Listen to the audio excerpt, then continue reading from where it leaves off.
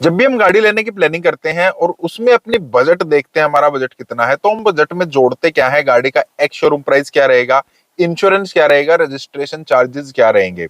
ये सब सोचकर हम अपना एक बजट बना लेते हैं, चल पड़ते हैं शोरूम की तरफ। और शोरूम पर जाते हैं तो वहां पर हमें पता लगता है यार यहाँ पर तो बहुत सारी चीजें इन्होंने जोड़ दी हैं। हम सिर्फ 3 चीजें लेकर चल रहे थे, यहाँ पर इन्होंने 8 7 10 चीजें लिख दी हैं।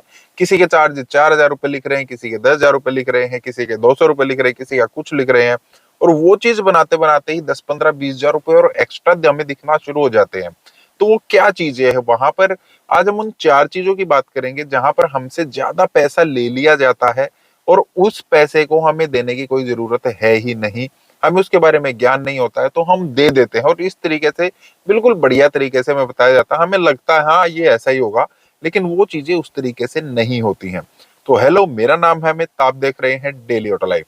अब देखिए, हर जगह पर, हर जगह नहीं कह सकते हैं, ज्यादातर जगह पर जब हम नई गाड़ी लेने के लिए जाते हैं तो हमें साथ में उसका जो रजिस्ट्रेशन नंबर है, परमानेंट रजिस्ट्रेशन नंबर, वो नहीं मिलता है, हमें टेम्परेरी नंबर मिलता है। अब वो टेम्परेरी नंबर 1 महीने तक वैलिड होता है। तो गवर्नमेंट की तरफ से उसके कुछ चार्जेस भी लिए जाते हैं, वो charges most of the case में 300 रुपए होते हैं। और शोरूम की तरफ से मोस्ट ऑफ द केस में उसके 1,000 से 1,500 से 2,000 रुपए हमसे ले लिए जाते हैं। सबसे पहले ठगी हमारे साथ यहीं पर हो जाती है, और हम उस मामले में कुछ भी नहीं करते हैं। वो क्या कहते हैं, सर आपकी गाड़ी पर प्लेट भी लगी है, अभी नॉर्मल वाली जो एक टेम्परेरी सी प्लेट, नंबर प्लेट लगेगी, उसके ऊपर हम नंबर लगाएंगे, तो ये नंबर गवर्नमेंट की तरफ से लेना होता है, ये तो गवर्नमेंट की फीस होती है, उसकी हमें कोई रिसीट नहीं दी जाती है। अगर आप रिसीट देखेंगे ना, उनसे रिसीट मांगेंगे तो उसमें 200 300 400 जो भी रुपए है गवर्नमेंट की फीस है, वो मांगी जाती है। और जो नंबर प्लेट वो बोल रहे हैं ना कि इसके भी चार्जेस है, वो गाड़ी के साथ ही लग कर आती है। तो वो चीजें हमें देने की जरूरत नहीं है। Registration charges, temporary registration charges जो भी वो आपसे लेते हैं, वो आप उनसे रिसीट मांग लीजिए, जो उसमें पैसे लिखे हैं आप सिर्फ वही दीजिए। वहीं पर आप अपने पैसे बचाने शुरू कर देते हैं।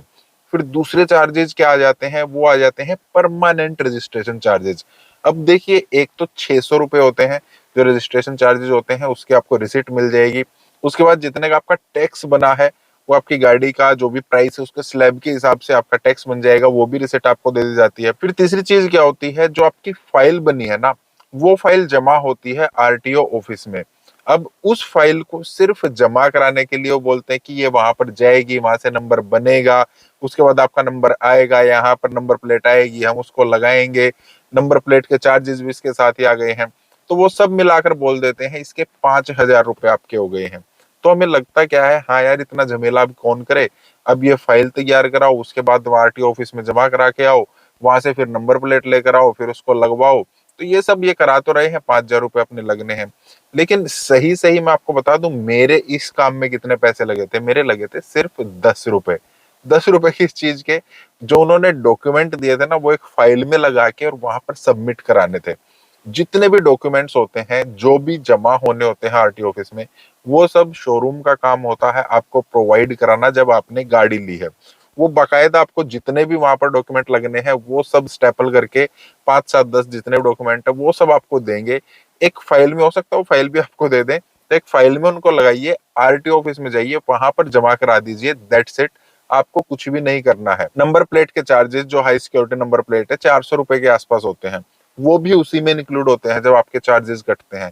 तो आपको 5,000 रुपए देने की कोई भी जरूरत नहीं है। और जो नंबर प्लेट है ना, या तो आपके घर पर आ जाती है, या फिर शोरूम में अपने आप ही आ जाती है। वो जैसा भी होगा, आपके पास फोन आ जाता है, आरटीओ की तरफ से भी आ जाता है। अगर शोरूम में नंबर प्लेट आ गई है तो वहां से ही फोन आ जाता है कि आकर आप अपनी नंबर प्लेट फिक्स करा लीजिए। उसके भी कोई चार्ज नहीं होते हैं, वो भी बिल्कुल फ्री होती है, मतलब पहले ही हम चार्जेस उसके सब दे चुके होते हैं।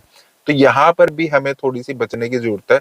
वो एक्स्ट्रा पैसे आप मत दीजिए, आप खुद जाके जमा कराइए। या फिर अगर आप नहीं चाहते हैं यार इतनी मेरे को मतलब इस परेशानी से बचना है, तो वहां पर थोड़ा सा डिस्काउंट मांगिए यार, करना क्या आपको, डिस्काउंट मांग लीजिए। आपको क्या करना है, वहां जाके जमाई तो करानी है, 1,000 रुपए ले लीजिए। और वो तो डेली जाते हैं फाइल जमा कराने के लिए। एक बंदे के अगर कुछ पैसे कम ले लेंगे तो वो भी चल जाता है।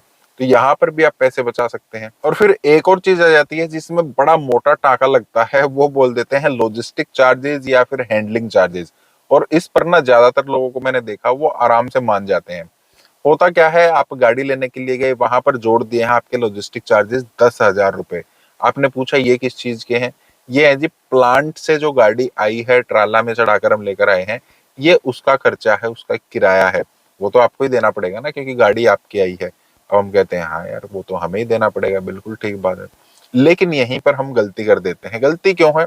अब देखिए, जो गाड़ी का एक्स शोरूम प्राइस है वो लिखा हुआ है सबसे ऊपर। एक्स शोरूम प्राइस का मतलब गाड़ी शोरूम में आने तक जो भी खर्चा हुआ है, उसके बनने में, उसके ऊपर जो टैक्सेस लगे हैं, यहाँ तक आने में, यहाँ खड़ी करने में, इसको हैंडल करने में, कुछ भी है, किसी का मार्जिन है, जो भी कुछ है वो सब एक्स शोरूम प्राइस में आ चुका है।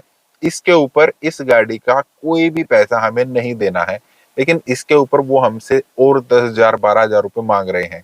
ये सब का सब डीलरशिप का होता है, वो अपने पैसे कमाने के लिए ये सब चीजें कुछ ना कुछ लगाते रहते हैं।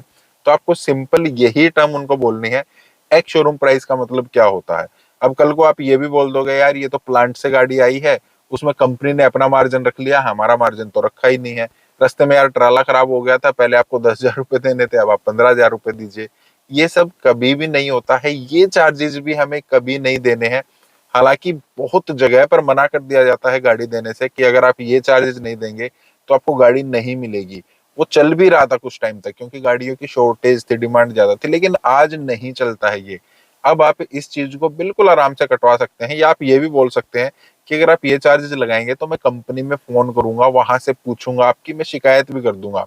और कुछ कंपनीज बहुत जबरदस्त तरीके से इस चीज को टैकल करती हैं। अगर कस्टमर की तरफ से इस टाइप की कोई शिकायत जाती है तो वो बहुत जबरदस्त तरीके से उस डीलरशिप के ऊपर एक्शन भी लेती है। एक्शन ये नहीं है कि डीलरशिप को बंद कर देंगी, लेकिन उनको मतलब जवाब उनसे मांगा जाता है, और इस चीज से वो डरते हैं। तो आप ये भी बोल सकते हैं कि मैं इस चीज के लिए शिकायत करूंगा और तब मेरे को पता लगेगा ये सब ठीक है कि नहीं है। तो यहाँ से भी आपको काफी ज्यादा बचने की जरूरत रहेगी। और फिर आ जाते हैं नेक्स्ट, वो है हाइपोथिकेशन चार्जेस।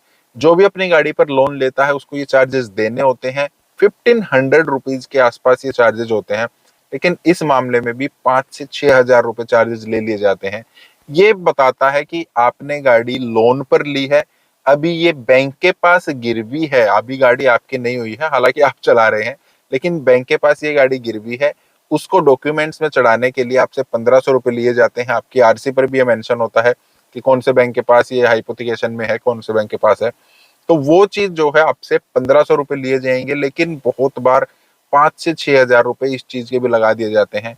आप ढूंढते हैं ऑनलाइन क्या हाइपोथिकेशन चार्जेस होते हैं, हाँ होते हैं, बहुत सारी जगह पर नहीं लिखा होता कितने चार्जेस, बहुत सारी जगह पर लिखा होता है, लेकिन फिर से वो बता देते हैं सर ये तो बैंक के चार्जेस हैं, ये तो देने ही पड़ेंगे।